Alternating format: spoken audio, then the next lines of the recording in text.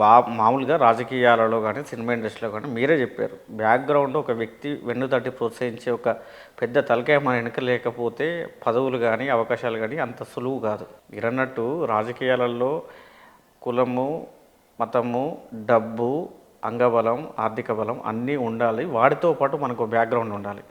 జగమెరిగిన సత్యం. అలాంటి బ్యాక్గ్రౌండ్ అలాంటి నేపథ్యం లేకున్న మీకు ఒక పెద్ద బ్యాక్గ్రౌండ్ ఒక తలకాయ ఎవరు అని అంటే ఎవరి పేరు చెప్తారు అని అంటారు. నేను ప్రస్తుతానికి ఎవరి పేరు చెప్పలేను, భవిష్యత్తులో ఎవరైనా వస్తారేమో చెప్పలేను. కానీ ప్రస్తుతానికైతే సినిమా ఇండస్ట్రీలో టాలెంట్ ఉండాలి, ఇక్కడ హార్డ్ వర్క్ ఉండాలి. ఓకే, అంతే.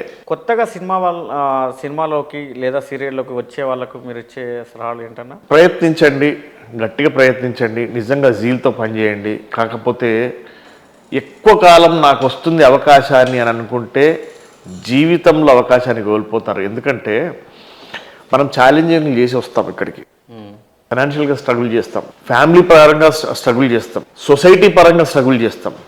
ఎందుకంటే మనం తొడలు కొట్టొస్తాం ఇండస్ట్రీకి. అక్కడ పోతే పెళ్ళి కాదు, లేట్ మ్యారేజ్, పిల్లని ఇవ్వరు, ఫైనాన్షియల్గా డిస్టర్బ్ అయిపోతారు, ఇంట్లో అమ్మనన్న రానియరు, దోస్తులందరూ ఏమంటారు అంటే ఏం రా మీద పొడుస్తా చింపుతాను పోయినావు గారు ఏం బీకినవరా అంటాడు. ఒక్క అవకాశం వచ్చింది కదా నేను ఇక్కడనే ఉంటా, అవకాశం వచ్చింది అని అంటే ఒక్క అవకాశం కూడా అది ఎండమావులే. అక్కడ పోయిన తర్వాత ఏముండదు, నీళ్లు ఉన్నాయి అనుకుంటే అంత దూరం పోతాం, ఏమీ ఉండదు. ఒక అవకాశం